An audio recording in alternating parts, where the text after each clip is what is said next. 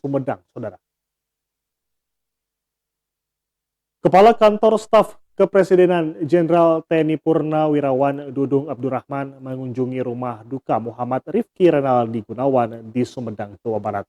Rifki merupakan calon manajer Koperasi Desa Merah Putih yang meninggal dunia saat mengikuti Lat Sarmil dalam program Sarjana Penggerak Pembangunan Indonesia atau SPPI. Suasana duka masih menyelimuti kediaman keluarga Muhammad Rifki Renaldi Gunawan di lingkungan Cipete, Kelurahan Situ, Kecamatan Sumedang Utara, Sumedang, Jawa Barat.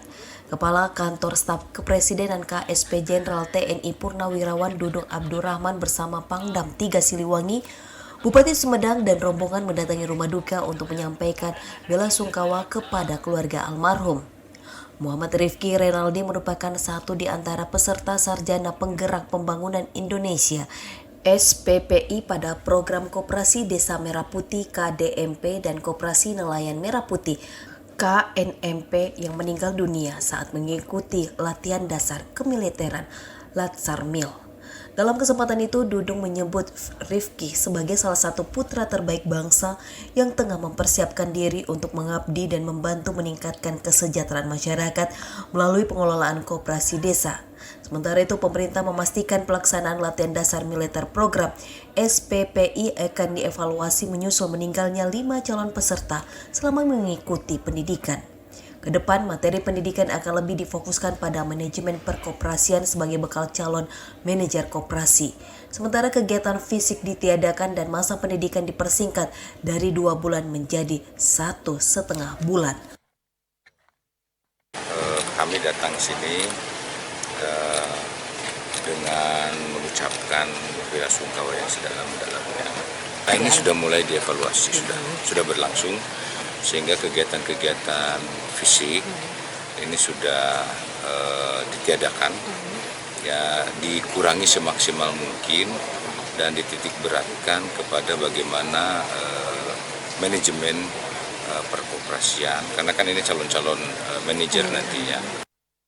Usai melakukan takziah, Kepala Kantor Staf Kepresidenan melanjutkan ziarah ke makam almarhum Muhammad Rifki Renaldi Gunawan di TPU Cijambe, Sumedang. Dari Sumedang, Jawa Barat, Aang Anda, Nugraha, TVRI Jawa Barat melaporkan. Kita beralih ke informasi utama lain, Saudara. Gubernur Jawa Barat Deddy Mulyadi meninjau langsung kondisi YTR, korban penyekapan di Rumah Sakit Hasan Sadikin, Bandung. Pemprov Jabar menyiapkan dana 1 miliar rupiah untuk biaya pengobatan hingga pemulihan selama 1 tahun.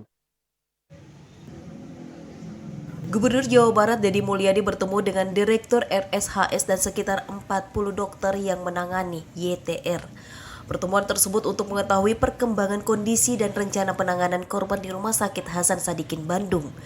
Meski demikian, Deddy Mulyadi tidak langsung bertemu pasien karena masih khawatir kondisi YTR. Di samping itu, Pemprov Jabar akan mendampingi hingga korban sembuh. Intinya adalah menanyakan perkembangan, karena kalau melihat pada pasiennya saya nggak mau. Pertama, takut saya bawa kuman, nanti malah merepotkan pasien.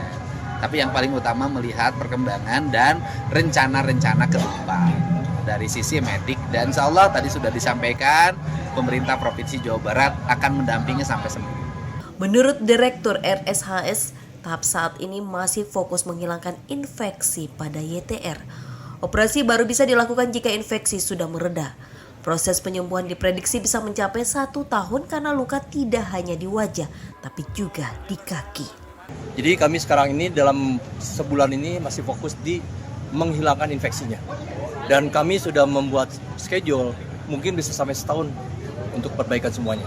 Karena bukan hanya wajah aja, untuk pergerakan pun kaki pun sama ada. Jadi kami sudah reschedule, pokoknya reschedulekan adalah 1 tahun ke depan insya Allah bisa beres. Pemprov Jabar memastikan akan terus mengiringi proses pengobatan hingga tuntas. Demikian dilaporkan Abi Aditya, TVRI Jawa Barat melaporkan. Saudara, waduk Saguling yang berada di Cililin, Kabupaten Bandung Barat dipenuhi lautan eceng gondok pada Senin siang. Selain mengganggu lingkungan karena banyak nyamuk, eceng gondok ini juga membuat pasokan listrik sekitar 700 MW untuk suplai Jawa dan Bali terganggu. Seperti inilah hamparan eceng gondok yang memenuhi Waduk Saguling di kawasan Cililin, Kabupaten Bandung Barat pada Senin siang. Lautan eceng gondok ini telah memenuhi area Waduk Saguling hampir 3 bulan.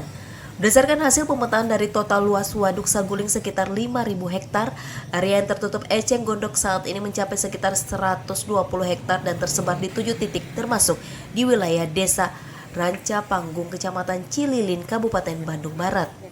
Keberadaan gulma air tersebut telah dikeluhkan warga karena mengganggu lingkungan serta memicu peningkatan populasi nyamuk. Atas keluhan tersebut, pemerintah Kabupaten Bandung Barat, Indonesia Power, TNI Polri, dan warga mulai membersihkan eceng gondok yang menutupi perairan Waduk Saguling. Tidak hanya dilakukan secara manual, pengerukan eceng gondok memakai alat berat untuk mempercepat pembersihan Waduk Saguling.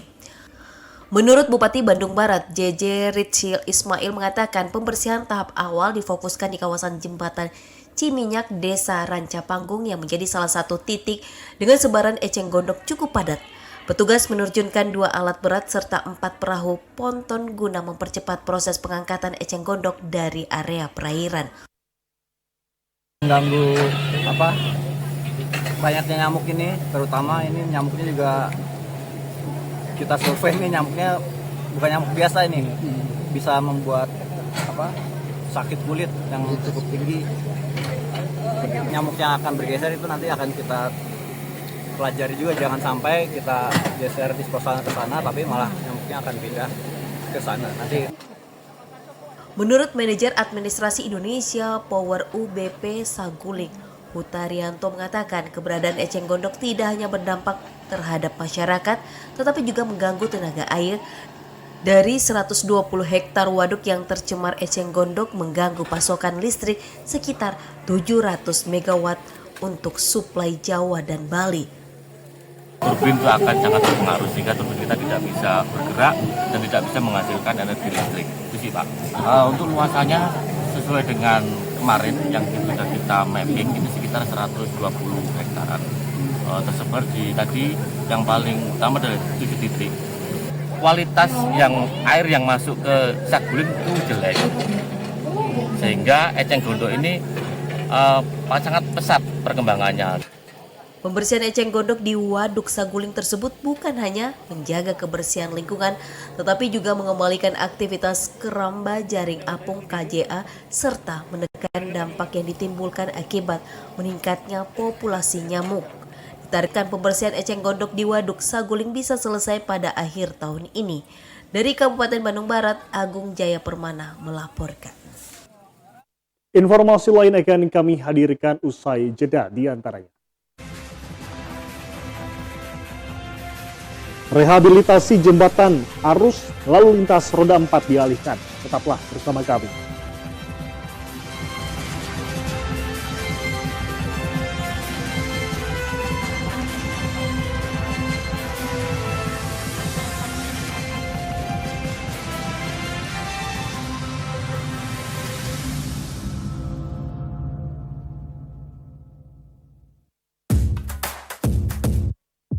Panggung tertinggi sepak bola dunia kini hadir di layar TVRI.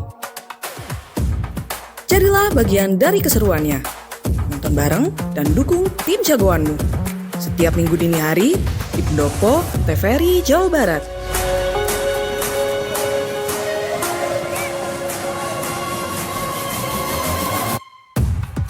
Babak 32 besar FIFA World Cup 2026.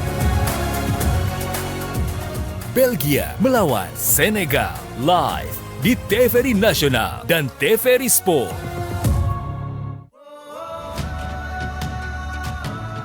Assalamualaikum warahmatullahi wabarakatuh. Salam sejahtera untuk kita semua. Pemirsa TVRI di seluruh Nusantara dan bagi seluruh pencinta sepak bola di dunia dan di Indonesia. Segera kita akan menyaksikan momen pertandingan sepak bola dunia FIFA World Cup 2026 melalui siaran resmi di TVRI Nasional dan TVRI Sport. Inilah kesempatan untuk kita semua menikmati seluruh pertandingan sepak bola berkelas dunia secara gratis, resmi, dan dapat diakses oleh seluruh lapisan masyarakat. TVRI sebagai lembaga penyiaran publik hadir untuk memastikan bahwa euforia Piala Dunia dapat dirasakan pemirsa di seluruh Indonesia. Ini adalah pesan dan juga semangat Bapak Presiden untuk memberikan hiburan yang bermakna untuk masyarakat. Yuk nonton bareng siaran Piala Dunia 2026 hanya di layar TVRI Nasional dan TVRI Sport. Wassalamualaikum warahmatullahi wabarakatuh.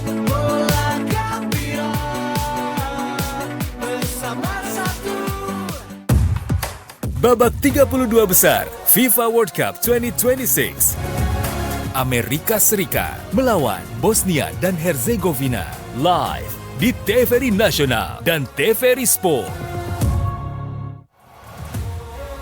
Seluruh dunia menunggu ini. Tempatmu siap jadi saksi. Momen besar seperti ini tak datang dua kali. Scan di sini, jadilah bagian dari euforianya kini.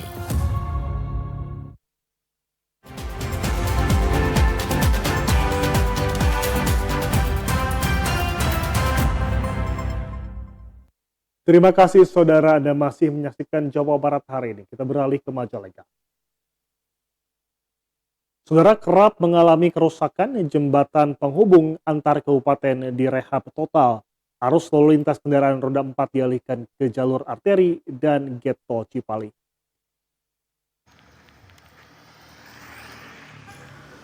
Perbaikan jembatan Monjot atau jembatan Monjot 2 pada ruas Kadipaten Batas Majalengka Indramayu menyebabkan penutupan jalan tol. Pekerjaan rehabilitasi ini berlangsung selama 3 bulan. Diprediksi selesai awal tahun 2027 mengharuskan pengalihan seluruh kendaraan, termasuk akses menuju Bandara Kertajati dan Tol Cipali melalui jalur alternatif dari Desa Pangadon, Desa Kadipaten, selanjutnya Desa Pagu Berem, Kecamatan Kertajati. Begitupun sebaliknya, jembatan sepanjang 125 meter dengan lebar 7 meter akan diganti dengan lapisan yang baru karena kerap mengalami kerusakan akibat lapuknya besi-besi penyangga badan jembatan.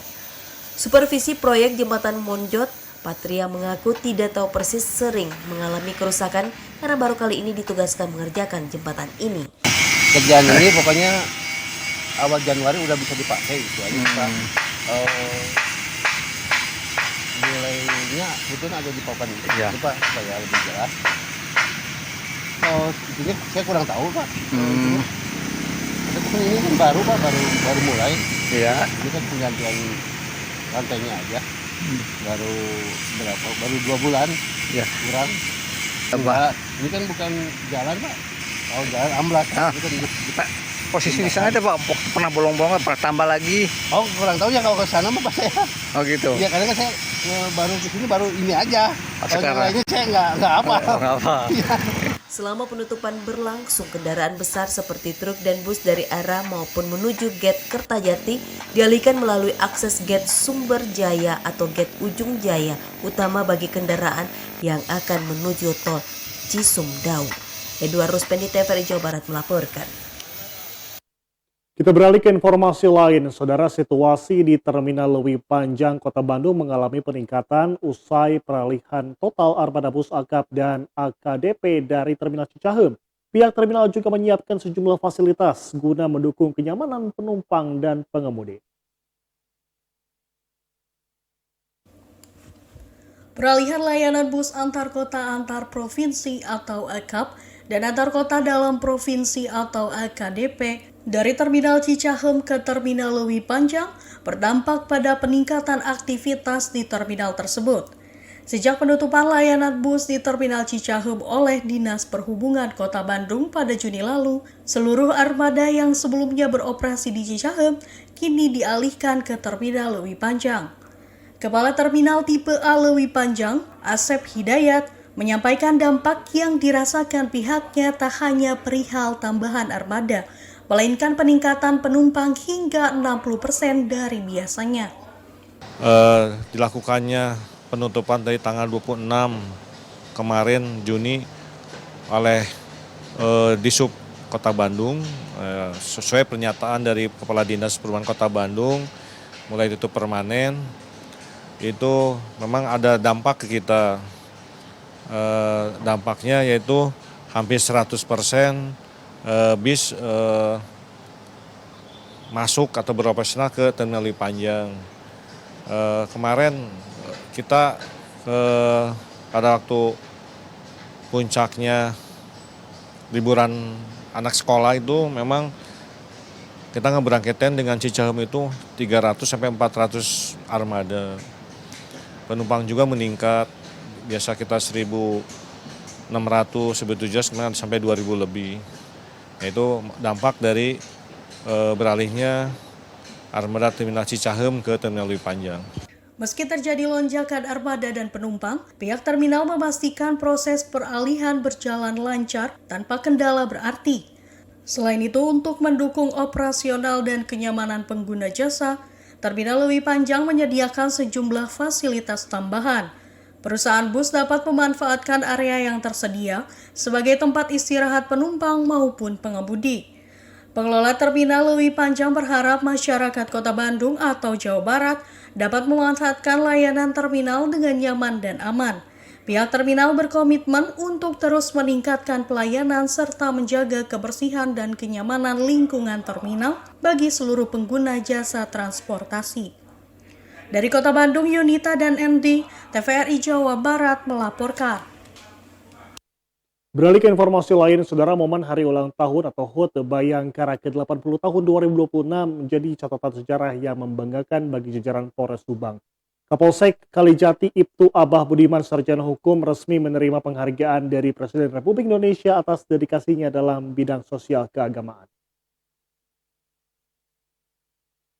Kepolisian Negara Republik Indonesia Polri resmi memperingati Hari Bayangkara ke-80 pada 1 Juli 2026 dengan mengusung tema 80 tahun mengabdi Polri untuk masyarakat.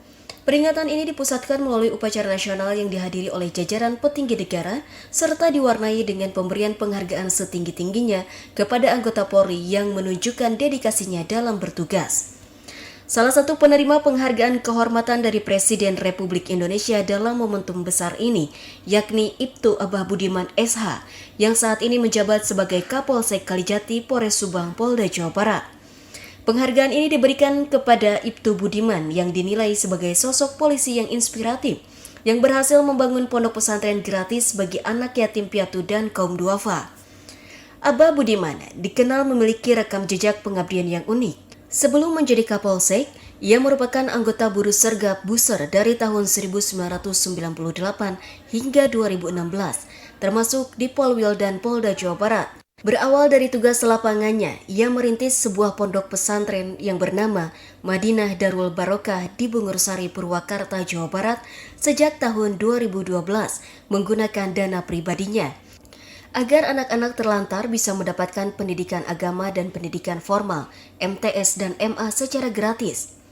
Kini pesantren tersebut telah mengasuh sekitar 200 santri dan menjadi bukti nyata dedikasi sosialnya yang melampaui tugas pokok kepolisian. Tim redaksi TVRI Jawa Barat melaporkan. Saudara, peringatan HUT Bayangkara ke-80 turut dilaksanakan oleh jajaran kepolisian daerah Jawa Barat di Kota Bandung pagi tadi. Bertindak sebagai Inspektur Upacara, Gubernur Jawa Barat Deddy Mulyadi menyampaikan amanat Presiden Prabowo Subianto yang menginstruksikan Polri agar senantiasa memberikan pelayanan transparan pada masyarakat. Upacara tradisi peringatan HUT Bayangkara ke-80 Polri turut dilaksanakan di Markas Polda Jabar, Kota Bandung pagi tadi. Mengusung tema 80 tahun mengabdi untuk masyarakat, upacara peringatan HUT Bayangkara ini dihadiri oleh jajaran tamu undangan dengan pasukan upacara yang terdiri dari berbagai peleton.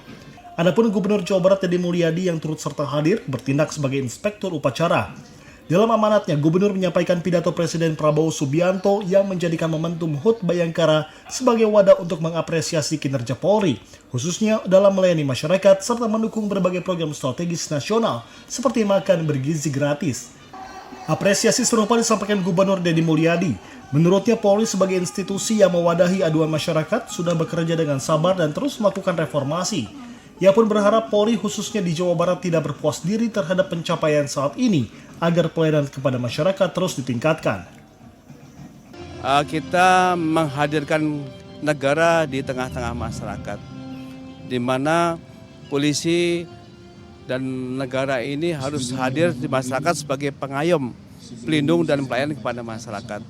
Dan juga menempatkan institusi ini tidak hanya sekedar sebagai penegakan hukum ya, tetapi sebagai mitra yang humanis ya untuk memelihara Kamtibmas ya, dan juga tentu saja dalam rangka penegakan hukum itu sendiri kita juga harus iringi dengan humanis dan prosedur yang benar secara profesional. Ini makna kita dalam rangka pengabdian kita kepada masyarakat.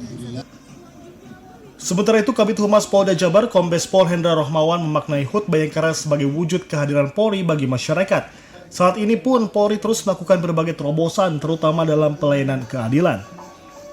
Saya sebagai warga Jawa Barat dan orang yang dituakan di Jawa Barat, hari ini juga saya merasa bersyukur tingkat komunikasinya langsung dengan Pak Kapolda itu berbagai hal. Saya kan orang yang selalu merespon apa yang terjadi di masyarakat. Jangan berpuas diri terhadap capaian yang sekarang. Anggaplah Polri ini masih banyak kekurangan sehingga bisa terus meningkatkan layanan kepada masyarakat sampai masyarakat Indonesia, masyarakat Jawa puas terhadap layanan Polri. Sepanjang peringatan HUT berlangsung, berbagai atraksi mulai dari simulasi penanganan pemotor ugal-ugalan hingga pertunjukan bela diri membentuk gerakan-gerakan simbolis ditampilkan dengan apik. Penganugerahan tanda kehormatan Bintang Bayangkara Nararira serta Satya Lencana Pengabdian juga diberikan pada sejumlah anggota Polri. Dari Kota Bandung, Fitri dan Fauzan, TVRI Jawa Barat melaporkan.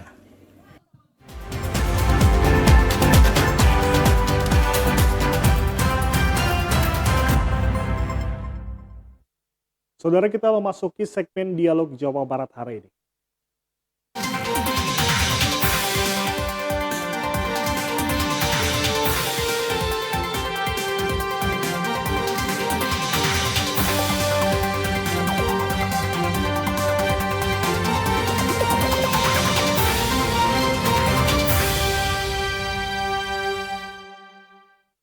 Saudara, dalam segmen Dialog Jawa Barat hari ini kita akan membahas terkait dengan memaknai 80 tahun Bayangkara.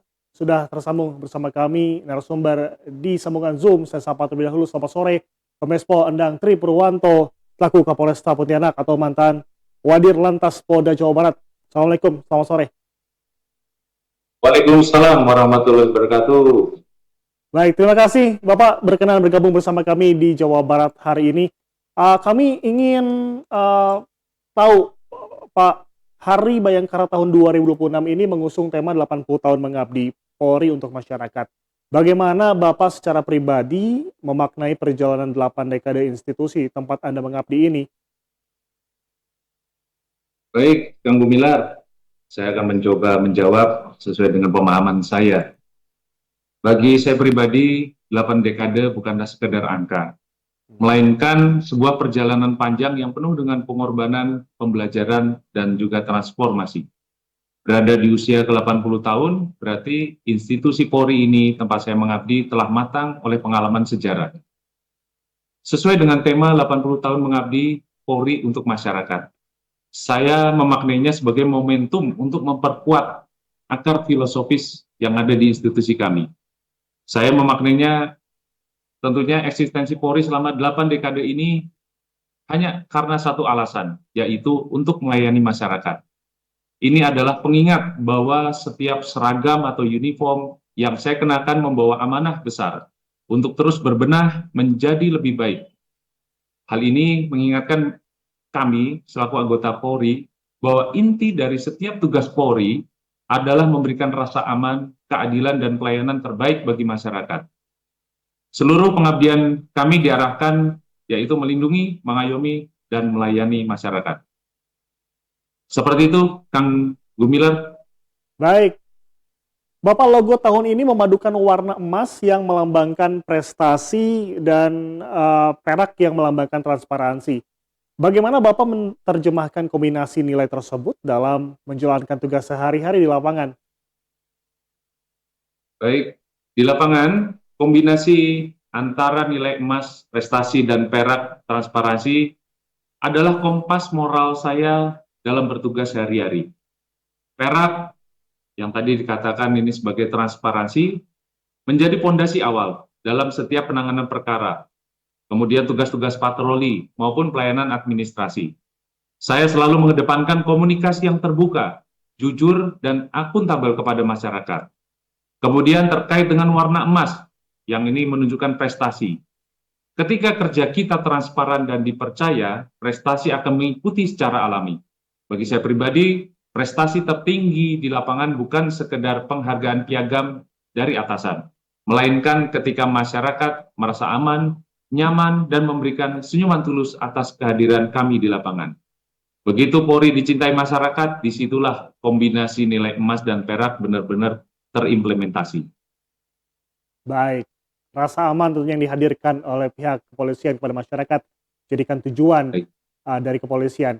Pak, dengan penekanan tema Polri untuk masyarakat, apa saja tantangan terbesar yang mungkin Bapak rasakan dalam memastikan fungsi melindungi, mengayomi, dan melayani benar-benar menyentuh masyarakat secara nyata? Baik, tentunya saat ini tantangan terbesar kami adalah menjembatani ekspektasi masyarakat yang bergerak sangat dinamis di era digital dengan realita yang ada di lapangan. Masyarakat modern menginginkan kecepatan, keadilan yang instan, dan kehadiran Polri yang tanpa sekat. Mengubah stigma negatif dan memastikan bahwa kehadiran setiap personil Polri benar-benar dirasakan sebagai solusi atas masalah warga, bukan justru menjadi beban. Tentunya ini memerlukan konsistensi, empati, dan ketahanan mental yang luar biasa dari setiap insan-insan Bayangkara yang bertugas di lini terdepan. Demikian, Kang Gumilar. Baik, kalau misalkan kita berbicara tentang logo, di dalam logo terdapat elemen lingkaran merah putih yang melambangkan nasionalisme. Sebenarnya bagaimana Bapak menjaga semangat cinta tanah air tersebut agar tetap solid, Pak, di tengah kedinasan maupun di kehidupan sosial? Saya akan menjawab bagaimana menjaga semangat nasionalisme yang tergambarkan dalam elemen lingkaran merah putih. Nasionalisme bagi saya tidak boleh berhenti sebagai slogan atau upacara seremonial semata, melainkan harus hidup dalam tindakan nyata. Di kedinasan, saya menjaganya dengan memandang setiap warga negara equal atau setara di mata hukum, tanpa membedakan suku, agama, ras, atau status sosial. Melayani tanpa diskriminasi atau tebang pilih adalah wujud cinta tanah air yang konkret. Di kehidupan sosial, tentunya saya memposisikan diri sebagai, sekali tadi sudah saya sampaikan, jembatan, yaitu jembatan pemersatu di tengah masyarakat. Tentunya setiap anggota Polri harus aktif dalam kegiatan-kegiatan masyarakat, serta ikut meredam dan menangkal segala bentuk narasi hoax yang dapat memecah belah kerukunan di antara kita. Baik, jika kita membedah kembali logo sendiri, Pak, logo ke-80 ini menyertakan juga garis-garis kecepatan, atau mungkin disebutnya speed lines, yang bermakna adaptif dan juga responsif. Pak, perubahan atau adaptasi apa yang paling terasa dalam cara kerja Bapak untuk mengimbangi perkembangan zaman saat ini? Tentunya perubahan yang paling terasa adalah tuntutan digitalisasi dan kecepatan merespon. Apalagi media sosial yang begitu cepat memberi informasi detik itu juga meskipun jarak yang sangat jauh. Dulu pelaporan atau penanganan aduan mungkin membutuhkan proses birokrasi yang panjang. Sekarang dengan adanya teknologi dan tuntutan speed lines, cara kerja jajaran kepolisian harus serba cepat dan adaptif tentunya. Dibuktikan apa? Yaitu dalam hal Dumas Presisi. Saat ini cukup menggunakan QR code. Pelapor atau pengadu tidak perlu datang ke kantor polisi, nanti akan ditindaklanjuti oleh jajaran kepolisian. Kemudian, kepolisian dituntut untuk terus belajar mengoperasionalkan sistem pelayanan berbasis digital, peka membaca situasi Kamtibmas yang bergerak sangat cepat di media sosial, dan tentunya melakukan tindakan preventif atau pencegahan sebelum sebuah isu berkembang menjadi konflik yang lebih besar. Dengan perkembangan tersebut menuntut Polri untuk mampu beradaptasi dan merespon secara cepat setiap tuntutan publik. Polri tidak lagi bekerja secara reaktif, namun Polri dituntut siap secara prediktif dan adaptif. Ini sesuai dengan simbol presisinya Bapak Kapolri. Tentunya harus mampu menjaga, membaca, mengadaptasi, dan merespon setiap perubahan dan tuntutan publik yang semakin tinggi harapannya terhadap kehadiran institusi Polri. Baik, tentunya tujuannya agar Polri ini hadir untuk masyarakat. Namun kalau misalnya kita kembali membedah dari logo sendiri, ada tipografi yang memang tegas pada logo yang tentunya mencerminkan ketegasan dan profesionalisme. Pak, bagaimana cara Bapak menyeimbangkan antara sikap tegas dalam menegakkan aturan namun tetap humanis kepada masyarakat, Pak? Ya, ini memang agak bertolak belakang ya, tetapi tentunya inilah logo yang ditampilkan, yaitu menyeimbangkan ketegasan namun tetap harus bersikap humanis. Menyeimbangkan kedua hal ini adalah sebuah seni dalam berkomunikasi di lapangan. Tegas berarti saya tidak pernah berkompromi terhadap pelanggaran hukum, aturan, dan prinsip keadilan. Jika perlu, itu dilakukan oleh anggota saya yang melakukan pelanggaran hukum, tentunya anggota itu langsung kita lakukan penegakan. Hukum harus ditegakkan demi ketertiban bersama. Ketegasan merupakan bagian dari penegakan hukum, namun harus selalu dilandasi profesionalisme dan penghormatan terhadap hak asasi manusia. Kami mengedepankan pendekatan persuasif, komunikasi yang baik, dan penyelesaian masalah secara humanis tanpa mengurangi ketegasan terhadap setiap pelanggaran hukum. Dengan demikian, masyarakat dapat merasakan bahwa institusi Polri hadir sebagai pelindung sekaligus sebagai mitra. Sedangkan humanis berarti dalam proses penegakan hukum, saya wajib menjaga, menghargai harkat dan martabat manusia. Menggunakan pendekatan tentunya pendekatan dialogis, mendengarkan dengan empati dan memahami latar belakang masalah masyarakat. Sehingga kalau bisa dikatakan prinsip saya yaitu tegas pada aturan dan hukumnya, namun humanis adalah cara kita memperlakukan manusianya. Baik. Pak, sebelum kita menuju harapan, kalau misalnya kita berbicara tentang perspektif kepemimpinan, menurut Bapak, kualitas apa yang memang harus dimiliki polisi di masa depan agar tetap relevan dengan kebutuhan masyarakat? Pandang. Baik, kalau saya pribadi, tentunya harapan terbesar saya adalah melihat institusi Polri ini terus tumbuh menjadi institusi yang dicintai karena kehadirannya itu dirindukan oleh masyarakat dan dihormati karena integritasnya. Saya ingin bersama-sama mewujudkan bagaimana Polri ini presisi yang tidak hanya canggih secara teknologi dan modern, tetapi juga memiliki hati yang peka terhadap penderitaan dan kebutuhan masyarakat. Semoga ke depan hubungan antara Polri dan masyarakat semakin menyatu tanpa sekat demi terwujudnya Indonesia yang aman, damai, dan maju. Ini sesuai dengan tagline Polri untuk masyarakat. Baik, tentunya begitu luar biasa kinerja dari Polri. Namun Pak, kalau misalnya kita berbicara tentang tantangan masa kini, di tengah derasnya arus informasi dan hoax, kami ingin tahu apa peran Polri dalam menjaga stabilitas tanpa mengurangi ruang kebebasan dari masyarakat sendiri, Pak.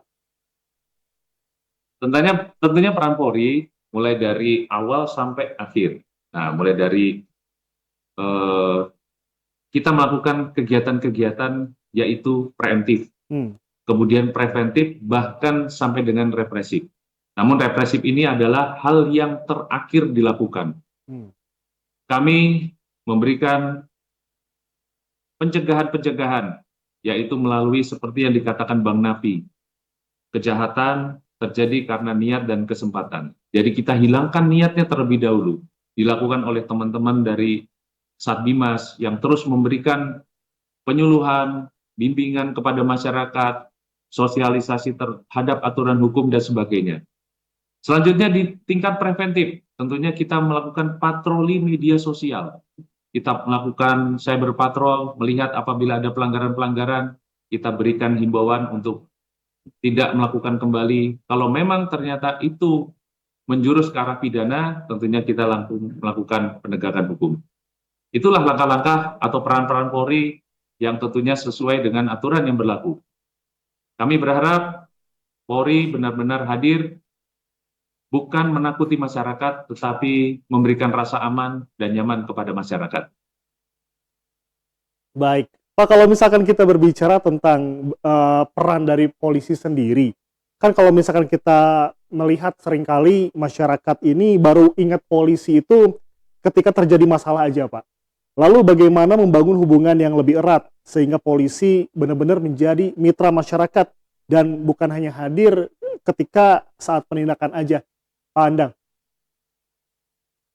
Ini memang menjadi tantangan bagi kami ya, selaku anggota Polri. Apalagi doktrin-doktrin orang tua terdahulu yang menyampaikan bahwa kepada anaknya khususnya, contoh nih, Kamu kalau nggak makan nanti ditangkap Pak Polisi.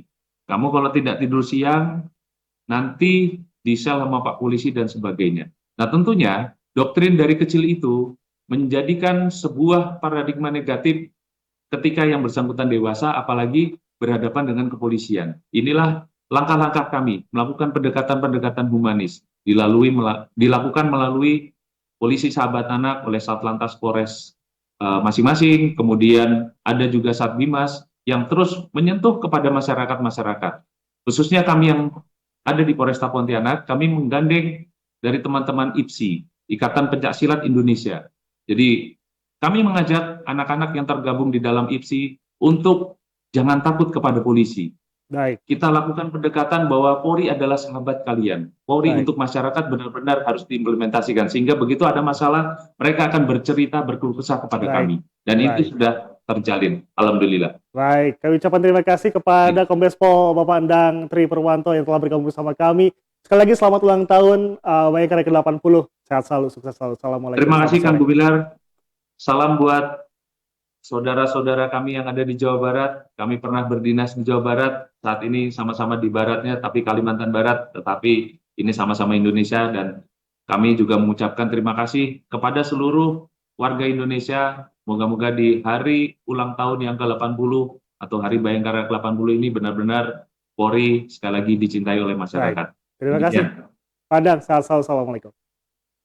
Waalaikumsalam warahmatullahi wabarakatuh. Informasi lain akan kami hadirkan usai jeda di antaranya.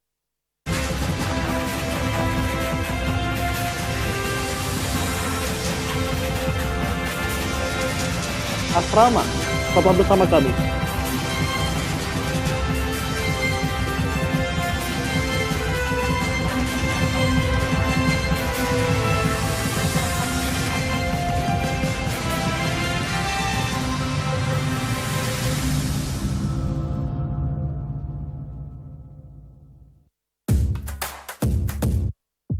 Panggung tertinggi sepak bola dunia kini hadir di layar TVRI. Jadilah bagian dari keseruannya. Nonton bareng dan dukung tim jagoanmu. Setiap minggu dini hari di pendopo TVRI Jawa Barat.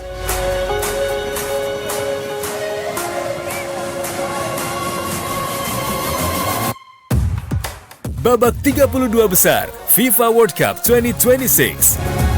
Amerika Serikat melawan Bosnia dan Herzegovina live di TVRI Nasional dan TVRI Sport.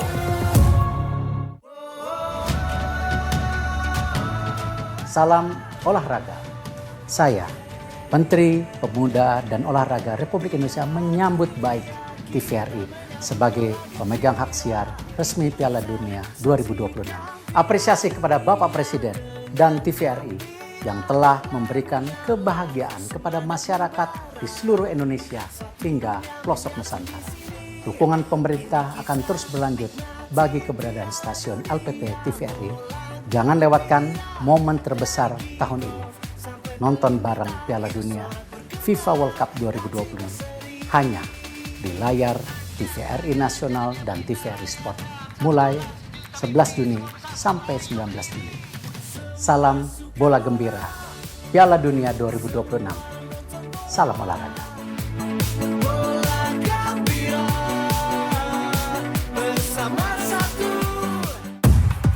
Babak 32 besar FIFA World Cup 2026.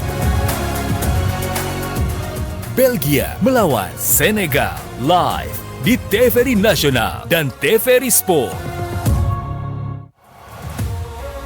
Seluruh dunia menunggu ini. Tempatmu siap jadi saksi. Momen besar seperti ini tak datang dua kali. Scan di sini, jadilah bagian dari euforianya kini.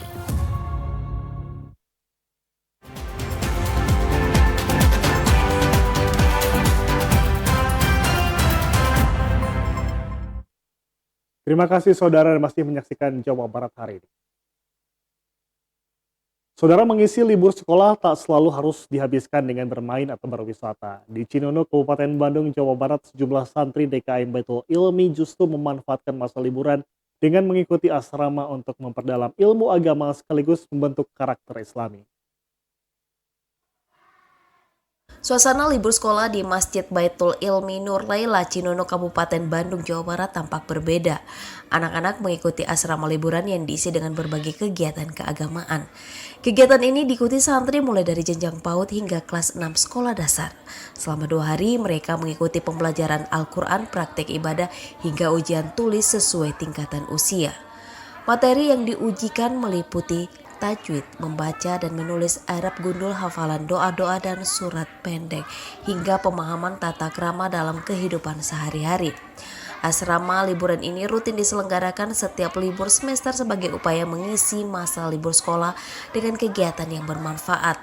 Berbeda dengan kegiatan mengaji harian, pembelajaran dalam asrama berlangsung lebih lama dan ditutup dengan sholat duhur berjamaah serta makan siang.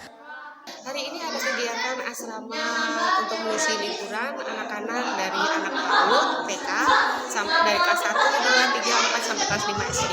Tujuannya adalah untuk mengisi hari-hari liburan sehingga liburan mereka akan bermanfaat. Karena ini bersifat keagamaan, jadi ya anak-anak diisi dengan untuk menambah ilmu agamanya.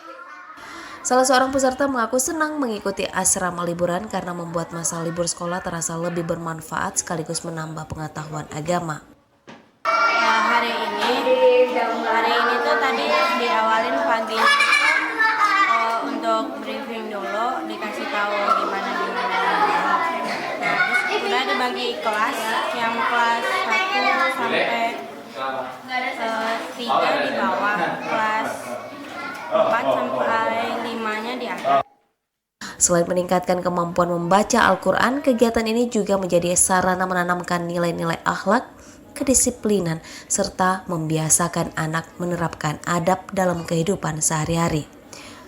Demikian liputan TVRI Jawa Barat melaporkan.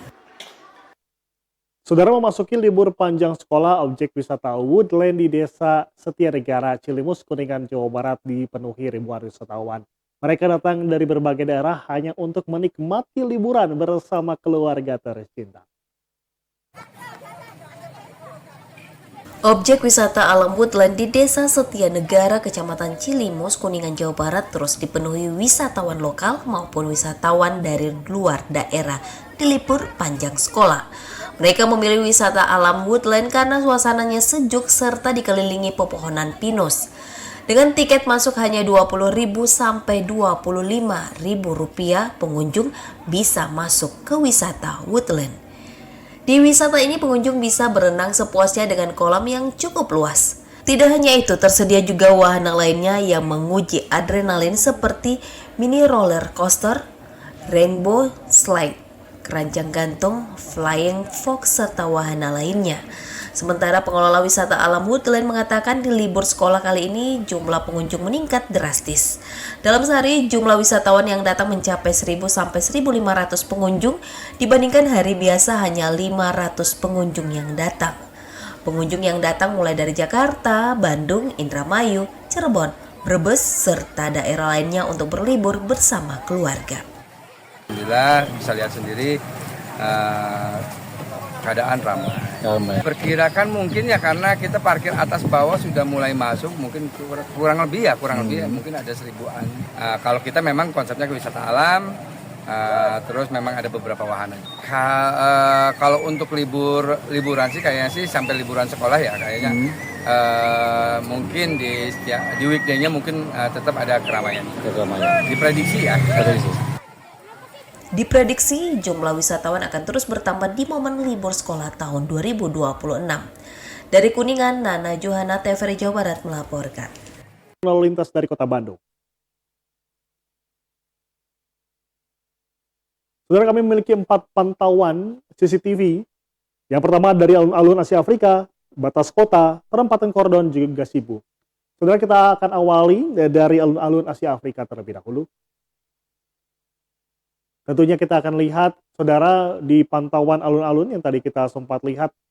Tentunya pantauannya ini terlihat padat sekali dari arah alun-alun menuju kota Cimahi. Ya, tentunya kami himbau Anda untuk tetap berhati-hati. Selanjutnya kita menuju batas kota, saudara. Di batas kota cenderung terlihat lengang, saudara. Baik dari arah Cimahi menuju kota Bandung ataupun sebaliknya. Kembali, cuaca cerah di sana, kami himbau Anda untuk berhati-hati. Di perempatan Kordon, saudara. Di perempatan Kordon terjadi kemacetan yang cukup padat dari arah Buah Batu menuju Pasar Kordon, sementara ke area Buah Batu ini terlihat lancar. Kami himbau untuk dapat berhati-hati, cuaca cerah di sana. Beralih ke area Gasibu, saudara. Gasibu dari arah Surapati menuju area Dago ini terlihat begitu padat, sementara dari area Dago menuju Pusdai ini terlihat ramai lancar. Dan itulah tadi pantauan arus lalu lintas dari Kota Bandung, saudara. Kita beralih ke informasi cuaca dari BMKG.